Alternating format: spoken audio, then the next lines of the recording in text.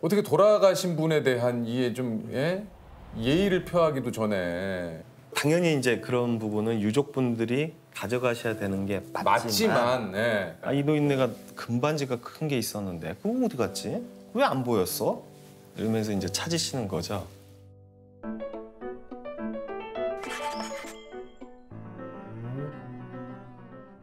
직접 좀 소개를 좀 해주시죠.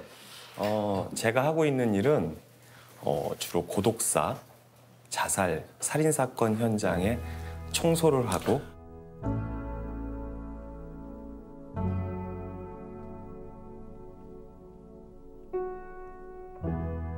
일주일 안 됐겠어? 일주일이 뭐야? 2주일 넘었네? 돌아가신 분들의 유품을 정리를 해드리는 일을 하고 있습니다.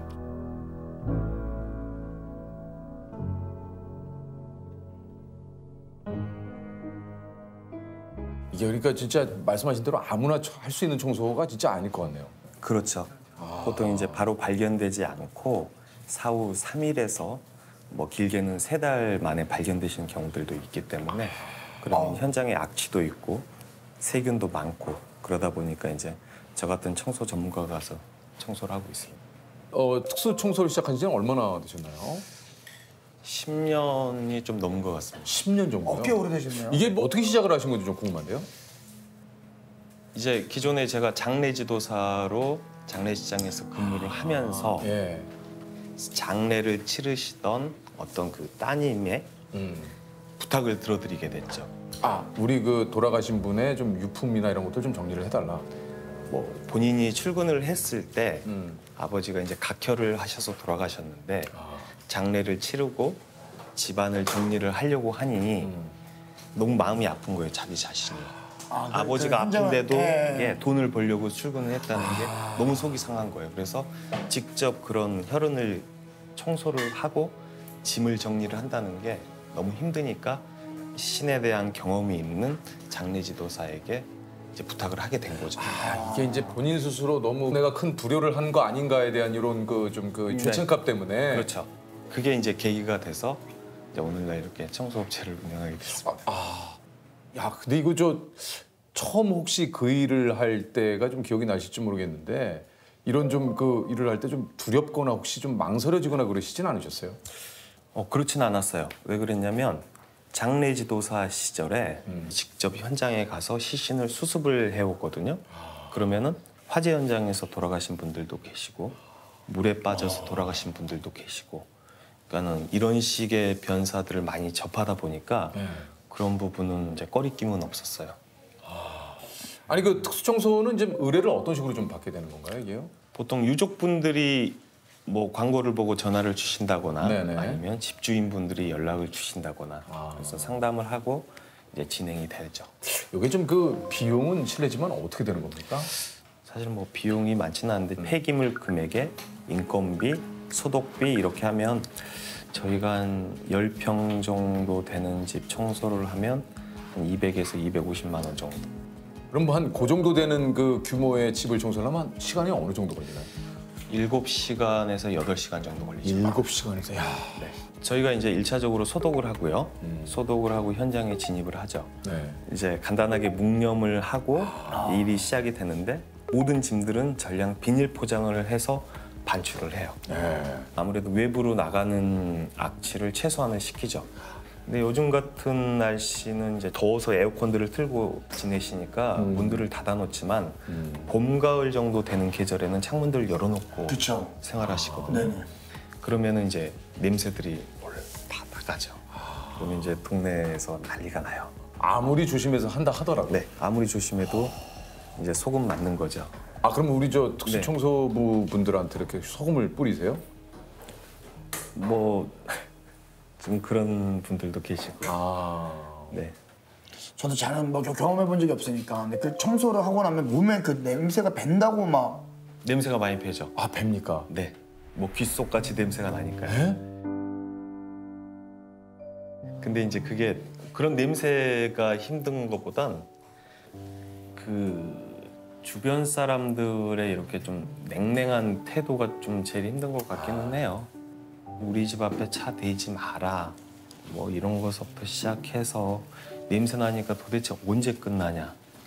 우리 집 앞에 소독해라 뭐 이렇게 말들이 많으니까 이런 식으로 좀 대해주시는 게 좀 제일 힘든 것 같기는 해요.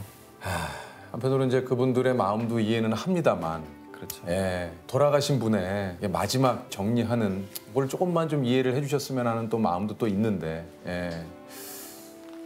이게 좀 그 현장에서 유가족 분들을 마주치기도 하는데 뭐 여러 가지 또 일들이 좀 많이 있으시다 그래요. 그렇죠. 대부분의 유가족 분들은 슬픔에 잠긴 채 그렇죠. 뭐 우리 아버지, 우리 어머니 이렇게 잘 정리 좀 해달라고 말씀해 주시는 분들도 계시지만 네. 뭐 덜어는 이제 뭐 조금 순서가 잘못된 경우들이 있는 것 같아요. 제가 그게 볼 때는. 뭡니까? 순서가 잘못된 경우는? 이제 저희가 이제 유품을 정리를 하다 보면 귀금속이나 통장, 현금류 등은 이제 저희가 찾아서 전달을 해드리는데 돌아가신 자리에 뭐 겨울 이불을 꺼내서 덮어버린 다음에 그걸 이제 신발을 신은 채로 들어오셔서 이제 막 뒤지시는 거죠. 마치 집에 이제 도둑 든 것처럼 이렇게 다 쏟아붓고. 이게 진짜 이게 좀 뭐 잘못돼도 한참 잘못된 거 아닙니까? 이게 저 어떻게 돌아가신 분에 대한 이해 좀 예의를 표하기도 전에 당연히 이제 그런 부분은 유족분들이 가져가셔야 되는 게 맞지만 이 노인네가 금반지가 큰 게 있었는데 그거 어디 갔지? 왜 안 보였어? 이러면서 이제 찾으시는 거죠.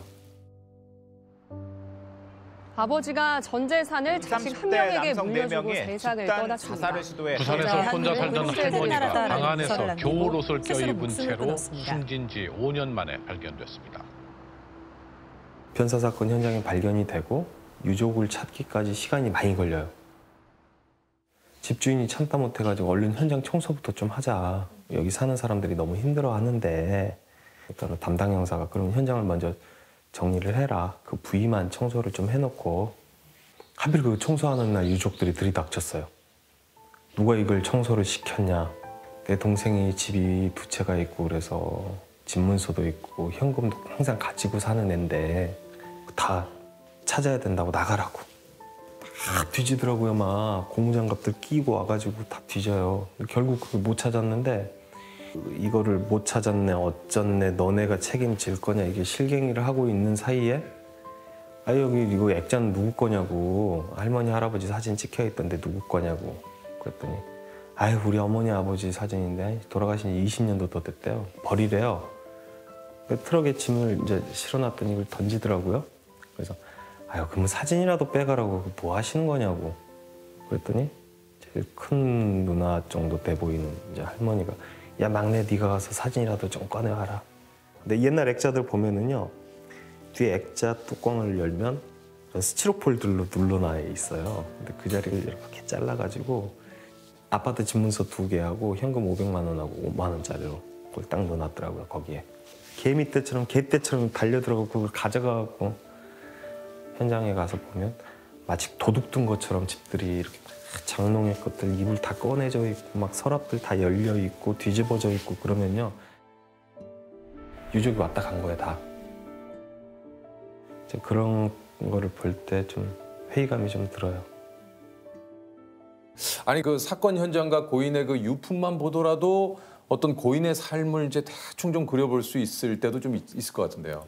그렇죠. 그분의 옷을 정리하다 보면 옷의 사이즈를 알게 되고 신발을 보면 이분 등치가 어느 정도 됐겠구나. 그리고 집을 이렇게 정리정돈을 잘 해놓으신 모습들 이런 걸 보면은 이분은 뭐 생전에 좀 깔끔하셨구나. 그렇죠. 그런 모든 부분들을 이제 알게 되죠. 그러면서도 어떤 집에들 가면은요 아까우니까 못 쓰는 경우들이 많아요. 새 물건들이 있어도 양말 같은 경우도 다 구멍난 양말들을 그렇게 꿰매서 신으시고 그래요. 새 것들 다 놔두고. 그 양말들이 10년이 다 넘어가지고 다 봉투에 담아져 있는 새 거지만은 요즘 누가 그냥 줘도 신지도 않는 양말들, 그냥 줘도 쓰지도 않는 그런 냄비들. 이제 그런 부분들이 보면 좀 진짜 화도 나고 그래요. 그럴 것 같아. 아니 왜 이걸 참나 진짜. 이거 쓰지도 않고 말이 저거. 이거 냄비 봐봐. 이거 진품명품 나가야 되겠어. 혼자 속으로 생각을 하면서 정리를 하게 되죠. 확실히 이제 그런 모습을 많이 보니까 좀 생명에 대한 소중함이나 뭐 이런 부분에 대해서는 좀 더 많은 생각을 하지 않으십니까? 소중하다고 생각이 드는 게 아니고요. 야, 인생 덧없구나. 이렇게 진짜 목숨이 파리 목숨밖에 진짜 안 그럴 되나. 수 있을 것 같아요. 그런 생각이 오히려 더 들어요. 네. 보면. 뭐 정말 애착 있게 이렇게 삶을 사시는 분들도 많거든요. 근데 그러시는 분들도 혼자 이렇게 지내시다 보니까 갑자기 쓰러지셨을 때 주변에 도움을 받지 못하고 그렇게 돌아가신 모습들을 보면 참 인생 덧없다.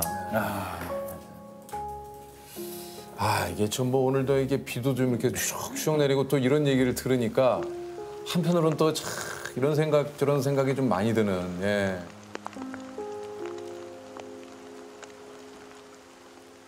이런 고독사의 현장들 대부분 가보면은요 다 술병이거든요.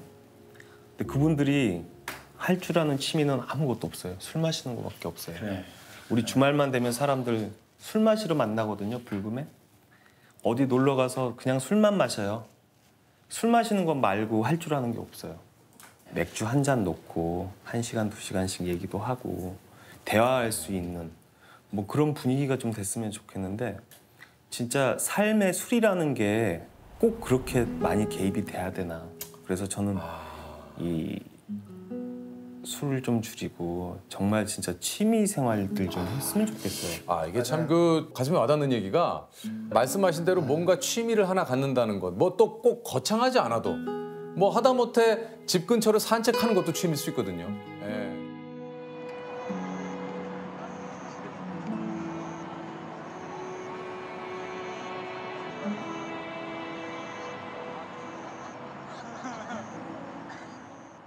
소개를 직접 좀 해주시죠. 네, 안녕하세요. 저는 지금 20년째 장례지도사로 일하고 있는 심은이라고 합니다. 그러니까 이 장례지도사가 이제 예전에 이제 장의사다라고 네. 하는데 네. 장례가 치러지는 동안 장례지도사가 이제 어떤 일을 하게 되시는 거죠? 그러니까 쉽게 생각하시면 웨딩 플래너 생각하시면 결혼할 때 어떻게 준비를 하고 어떤 방법을 거쳐서 하는지 마무리까지 해주시잖아요. 이제 사람이 죽으면 가족들은 경황이 없어서 못 하셔요.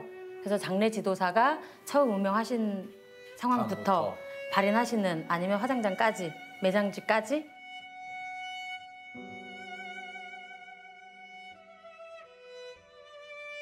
이렇게 진행을 도와드리는 역할을 하는 이게 뭐 말씀하신 대로 이제 웨딩 플래너 하니까 네, 정확하게 딱 생각이 나시죠. 조금 네. 나네요. 그러니까 정확히 광고 문구랑 똑같은 거네요. 가시는 그 마지막 길까지 네, 다 네. 해주시는 게 맞아요. 장례. 좀 PPL이에요. 진짜. 요게 이제 20대 초반, 20년 정도 되셨으니까 20대 초반에 이 일을 하시게 됐는데 23살 아니 23살에 어떻게 이렇게 장례지도사의 어떤 게 제가 이제 일을 하시게 된 건지. 고등학교 졸업을 하고 처음에 제가 간호조무사로 중환자실에서 근무를 했었어요. 근데 그때 이제 거기 환자로 계신 할머니가 저랑 유독이 좀 대화를 많이 나누셨어요. 그리고 제가 워낙에 성격이 젊은 층보다는 이제 연세 좀 있으신 분들하고 말이 좀 많이 잘 통해요. 그래서 할머니도 저한테 이제 이런저런 대화를 하셨던 분인데 그분이 돌아가신 거예요. 제 영안실에서 하얀 가운 입은 아저씨 두 분이 카트를 이제 끌고 오셨는데 그 할머니를 모시는 과정에서 제가 충격을 받은 거예요. 시트로 둘둘 말아서 그냥 제 눈에는 물건을 다루는 것처럼 보여졌었어요. 그래서 내 가족이어도 저렇게 할까? 이제 그런 생각이 항상 머릿속에 있었어요. 있었다가 어느 날 우연히 신문을 봤는데 거기에서 이제 우리나라에 처음 장례지도 학과가 생긴다. 이런 문구를 보고 제가 그 할머니 생각이 나는 거예요. 그리고 이제 엄마한테 엄마 이런 과가 있는데 나 이 학과 가도 될까요? 이제 물어봤더니 엄마가 뭐라 그러셨어요? 데려서 너는 너 성격에 잘할 수 있을 거야. 한번 해봐. 근데 오빠하고 아버지는 반대했었어요. 저를 많이 도와주신 분이 친정 엄마예요. 지금까지 이렇게 올 수 있었던. 그러면 또 그 당시만 해도 사실 장례지도 장례지도학과가 생소하니까 이게 뭐 생소하기도 하고 이게 뭔가 뭔가 힘든 직업일 것 같은데. 뭐 그쪽 관련 일을 한다고 하면 그래도 한번 다시 한번 생각을 한번 해보자 이럴 근데 법도 그러지 않으신데 않으셨어요. 네. 아니 사실 이게 좀 어떻게 보면 돌아가신 분하고 늘상 이렇게 좀 자주 이렇게 돌아가신 분들을 좀 뵙게 되잖아요. 예. 이게 뭐 지금은 뭐 이제 오랜 경력이어서 그렇지만 약간 처음에는 좀 뭔가 좀 망설여지거나 내지는 이렇게 좀 두렵거나 그러진 않으셨나요? 그러니까 제 천직인 것 같다라는 생각을 해요. 왜냐하면 죽은 사람을 처음 보면 이게 쉽지는 않잖아요. 그럼요. 네. 근데 이제 제가 한 사람의 마지막을 이렇게 배웅을 해드린다는 이런 생각이 들어서 지금까지 저는 이 일이 참 좋은 것 같아요. 이게 이거 좀 신기합니다. 1년에 몇 분 정도 이렇게 하세요? 숫자로 어떻게 말씀을 드릴 수는 없을 것 같아요. 아, 그래요? 왜냐면 근데 완곡하게 아주 친절하게 이 질문에 대한 답을 완곡하게 거절하셨어요. 예.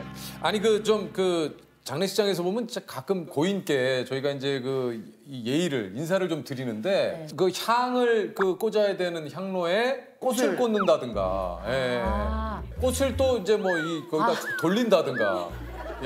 이건 이제 향을 가지고 해야 되는데. 예전에 어떤 분은 동전을 가지고 있다가 절하면서 동전이 다 떨어져가지고 우르르 아유.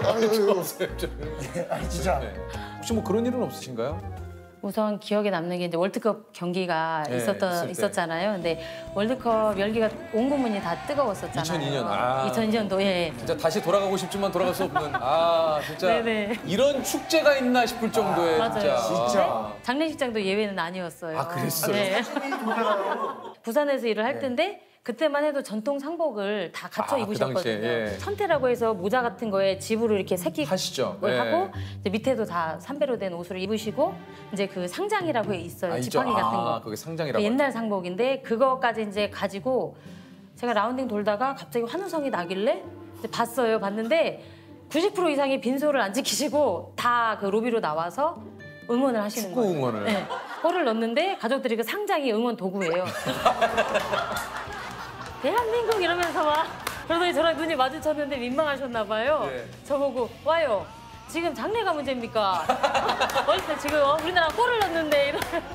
하지만 후반 25분 볼레트가 출렁이는 순간 장례식장이 떠나갈 듯 함성이 울려 퍼집니다.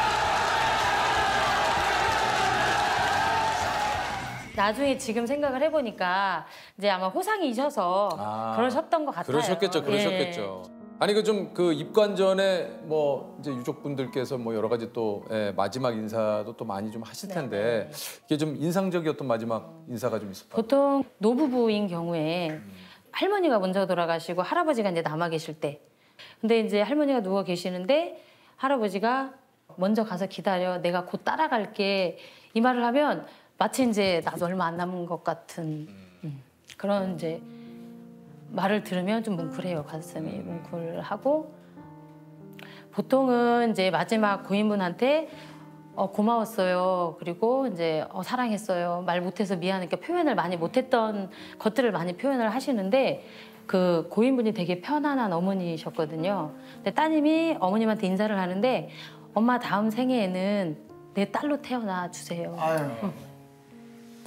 그러면서 내 딸로 태어나면 내가 나보다 더 잘해줄게요. 이런 말씀하시는 거 보면 두 분이 참 애틋했구나 서로가 이런 생각이 또 들어요. 그래서 이제 배우는 것들이 참 어떻게 보면 이게 또 이 고인을 통해서 고인의 마지막 가는 길을 하시면서 많은 모습, 가족분들의 모습, 고인의 모습을 보시면서 또 느끼시는 게 정말 많으신 것 같아요.